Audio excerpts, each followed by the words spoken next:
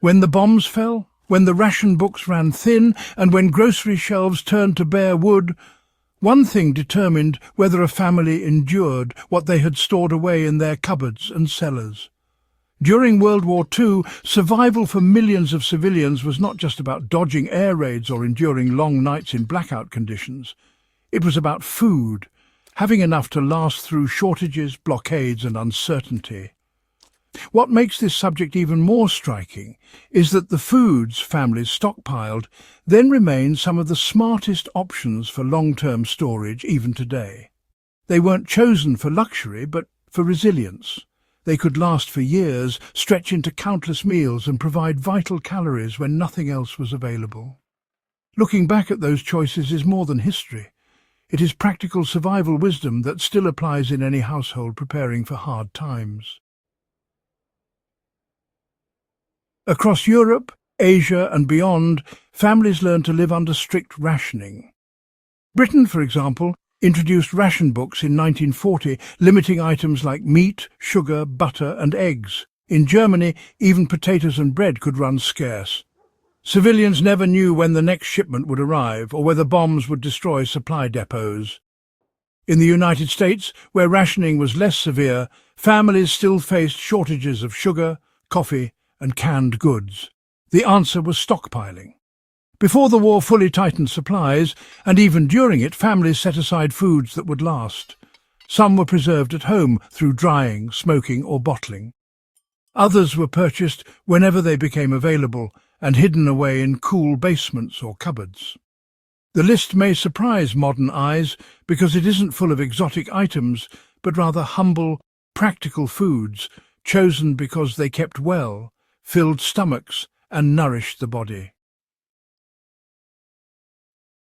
Flour was at the centre of wartime diets. Bread was the backbone of meals across Europe, and whole sacks of flour were often tucked away whenever they could be obtained. Families also kept oats, cornmeal and barley because they could be turned into porridge, gruel or flatbreads.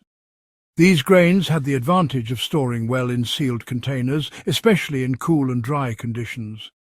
Even when meat or vegetables were scarce, bread and porridge could keep hunger at bay, and they remain just as practical for long-term storage today. Beans became survival food in almost every country touched by the war. Whether kidney beans, navy beans, chickpeas or lentils, these pulses were easy to stockpile, lasted indefinitely if kept dry, and offered both protein and fibre. Families soaked them overnight, cooked them into soups, or combined them with whatever scraps of meat or vegetables they had. Soldiers on all sides were also issued bean rations, a testament to their reliability. In a time when fresh meat was rare, beans were the great equalizer. In Asia, rice was not just a staple, but, well, life itself. Families stored large sacks of rice whenever possible, knowing it could stretch across months and provide energy in small portions.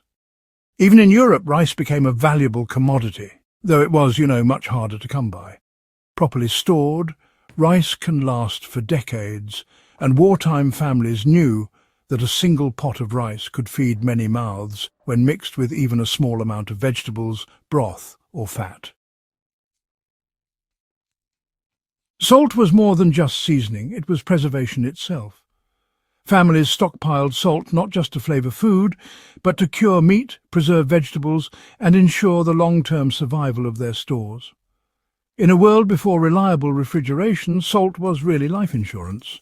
Blocks of salt or bags of crystals were hoarded whenever available, and it remains one of the smartest items to keep in bulk even today. Sugar was rationed heavily in Britain and America, yet families who had the foresight to stockpile it before the restrictions relied on it to sweeten otherwise bland meals. Beyond taste, sugar was used in home preserving, turning fruits into jams or syrups that could last through the winter. Honey also played a role, particularly in rural areas where families kept hives. Unlike many foods, both sugar and honey can last indefinitely if stored properly, making them as valuable now as they were during the war. Fresh milk was one of the first casualties of war shortages, you know. Families turned to powdered milk, which could be stored in tins and rehydrated when needed. Although the taste was, well, less appealing than fresh milk, it provided essential calcium and protein, especially for the little ones. For baking, cooking, and even just adding to porridge, powdered milk became a staple that endured the long war years. Spam, corned beef and tinned fish like sardines or mackerel were common stockpile items during the Second World War. The United States became the world's supplier of canned meat, shipping millions of tins to Europe and Asia. Civilians kept them at home because they could last for years and provide vital protein when fresh meat was, frankly, impossible to find. Even today, canned meat is one of the most practical survival foods you can keep. Families relied heavily on canned vegetables such as peas, carrots and potatoes, as well as tinned fruits like peaches or pears. Not only did these foods provide nutrition, but they also boosted morale. A jar of jam or a tin of peaches could brighten spirits in dark times. Stockpiling canned goods was so widespread that many pantries were lined with shelves devoted solely to them. Potatoes might not seem like a food you can stockpile for years. But, well, families stored them in root cellars, where they could last through the winter. In rural areas, fields of potatoes were harvested and buried in pits insulated with straw to ensure months of supply.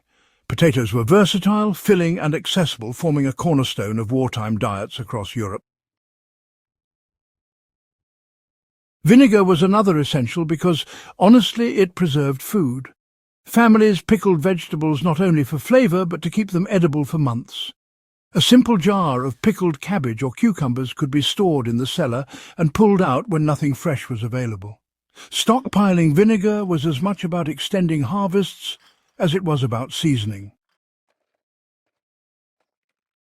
Cooking oil and butter were rationed and often unavailable, so, lard became the fallback. Rendered from animal fat, lard stored well in sealed containers and provided both calories and cooking versatility.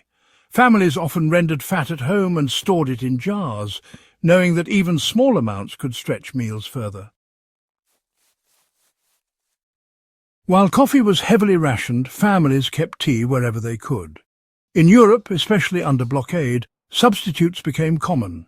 Roasted barley, chicory root or even dandelion roots were stockpiled and brewed into hot drinks. These drinks provided comfort as much as calories, and families valued them highly during stressful nights. Home preservation was, absolutely vital. Families bottled fruit in syrup, sealed jams and stored them in cellars to create sweet reserves for the winter months. Jars lined the shelves of countless kitchens, each one a shield against hunger. Even years later, these jars remained edible if sealed correctly, making them a staple of wartime stockpiling. Wherever possible, families dried or smoked meat and fish, keeping them for leaner times. Jerky, smoked herring and salted pork were old traditions that carried into the war. Even when bombs destroyed cities and markets closed, families who had taken time to preserve meat could continue feeding themselves. The 15 foods stockpiled by World War II families show a clear pattern. They were chosen not for luxury, but for durability, nutrition and versatility. They could stretch into countless meals, survive without refrigeration, and last for years when stored properly. In an age of uncertainty, those lessons are as relevant now as they were in 1942. Anyone preparing for difficult times would do well to remember them, because, well, history has already proven their worth. The food families stockpiled during World War II wasn't glamorous, but it kept them alive through bombings, shortages and uncertainty.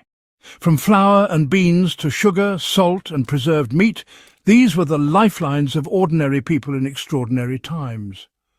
They remain some of the smartest, most practical choices for anyone thinking seriously about preparedness today. If you value history not just as stories but as survival wisdom, make sure to subscribe to Backyard Wisdom and share this video with others who want to uncover the lessons of the past. The shelves of wartime families hold the same secrets that can prepare us for tomorrow.